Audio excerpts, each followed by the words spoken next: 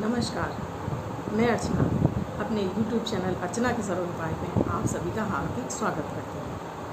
आज मैं आपको एक गुप्त उपाय देने वाली हूँ। अक्षय तृतीया पर करें ये गुप्त उपाय और पाएँ माँ लक्ष्मी का अक्षय वरदान।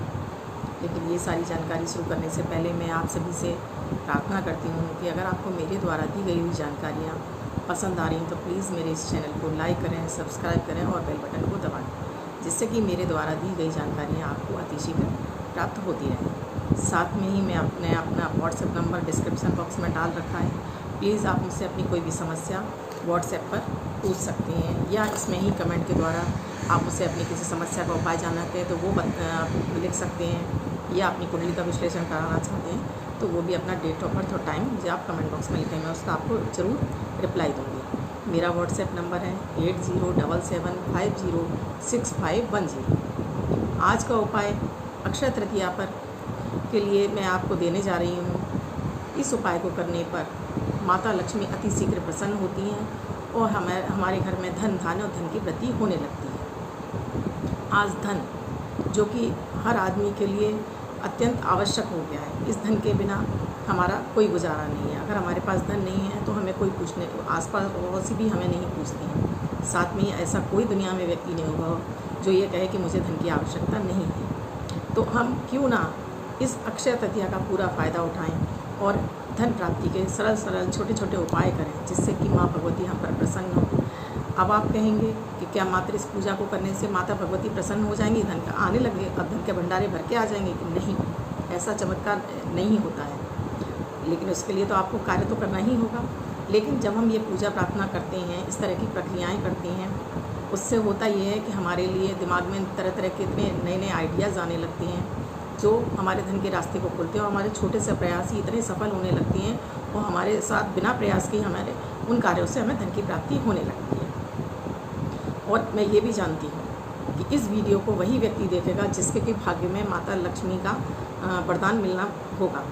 वो व्यक्ति इसको देखने के बाद भी आगे बढ़ जाएगा। जिसके लिए माँ उस पर प्रसन्न नहीं होने वाली होंगी, वो व्यक्ति आगे देख के बढ़ जाएगा। लेकिन वो व्यक्ति जिसके भाग्य में धन आने वाला होगा, वो इस उपाय को देखेगा भी और शेयर करेगा, और वो इस उपाय को अवश्य ही अपने जीवन में ज़रूर करेगा और देखेगा कि माता कितनी जल्दी उसके सारे बिगड़े हुए काम बनाने लगेंगी और धन की वृद्धि होने लगेगी। आइए तो मैं आपको शुरू करती हूँ। ये उपाय हमको रात्रि 9 बजे से 12 बजे के बीच में करना है।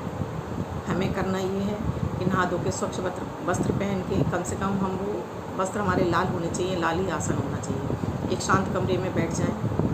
हमें मिट्टी के 9 दीपक चाहिए, दीवले चाहिए। अगर आपके पास मिट्टी के 9 दीवले नहीं हैं तो आप उस आटे के भी 9 दीवले बना सकते हैं। उसमें एक मुखी बाती लगानी है, वो फूल वाली बाती भी हो सकती है और वो लेटी वाली भी बाती हो सकती है। अब इसमें हमें या तो सरसों का तेल या फिर तिल का तेल, कोई भी तेल इस दीपक में भरने के लिए चाहिए। ये दीपक को एक अच्छी सी साफ प्लेट पर सजा लीजिए। एक चौकी रखिए, उस पर एक रेड कलर का कपड़ा बिछाइए। अब उसमें एक प्लेट लीजिए, उस प्लेट में रोली से श्रीम लिखिए। उस श्रीम के ऊपर थोड़ी चावल की ढेरी बनाइए और आपके पूजा स्थल में जो भी माता माँ लक्ष्मी की फ़ोटो या मूर्ति है उसे उसके ऊपर स्थापित कर दीजिए। अगर मान लीजिए आपके पास नहीं है तो कोई भी एक छोटी सी चांदी की अगर मूर्ति हो तो मूर्ति, नहीं तो कोई फ़ोटो भी आप उसमें रख सकते हैं, वो रख लीजिए। इसके अलावा एक कटोरी में थोड़े से दूध में एक चांदी का सिक्का भी आप वहीं पर पूजा स्थल पर ही रख लीजिए। एक थोड़ा पानी का लोटा भी रख लीजिए साथ में। अब आप इन 9 दीपक को ऐसे जलाना है आपको कि आपकी जब तक पूजा समाप्त ना हो तब तक ये 9 दीपक बराबर जलते रहें। अब आपको करना ये है, अपना हाथ धो लीजिए, अपने ऊपर जल छिड़क लीजिए और अपना नाम, अपना गोत्र, अपने पिता का नाम बोलते हुए माता माँ लक्ष्मी को आह्वान कीजिए।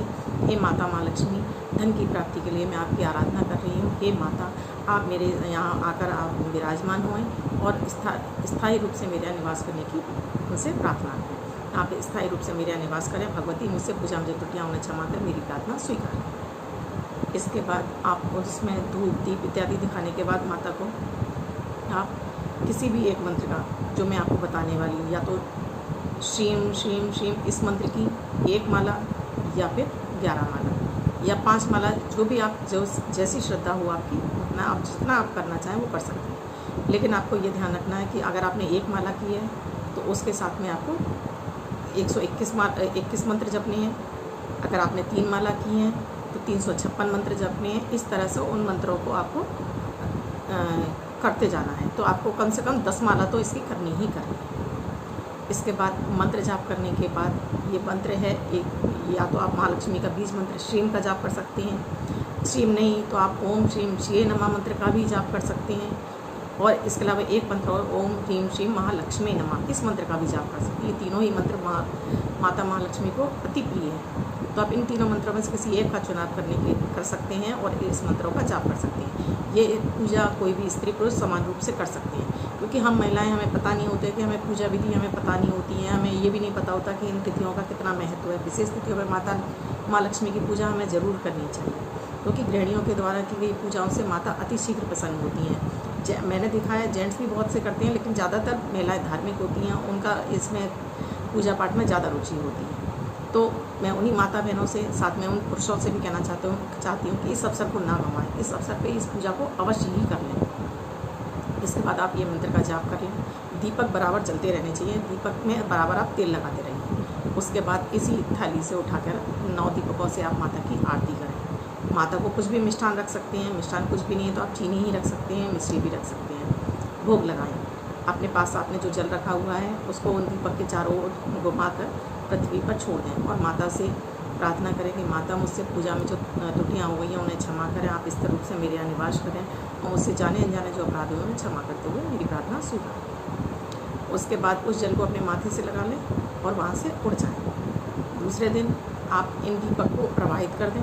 जो आपने प्लेट में चावल रखे हैं, जो फ़ोटो रखी है, उस फ़ोटो को आप अपने पर्स में या अपनी तिजोरी में रख लें। उस चावल को भी उसी कपड़े में बांध के, जो आपने दीपक के नीचे नहीं, प्लेट में जो आपने श्रीम मंत्र लिखा था वहाँ पर रखा, उस चावलों को आप एक रेड कलर के कपड़े में बांध के अपनी तिजोरी में रख लें। 1 साल बाद इन चावलों को निकाल कर आप प्रवाहित कर दें या फिर चिड़ियों को दाना डाल दें। अगली अक्षय तृतीया पर ये करना है।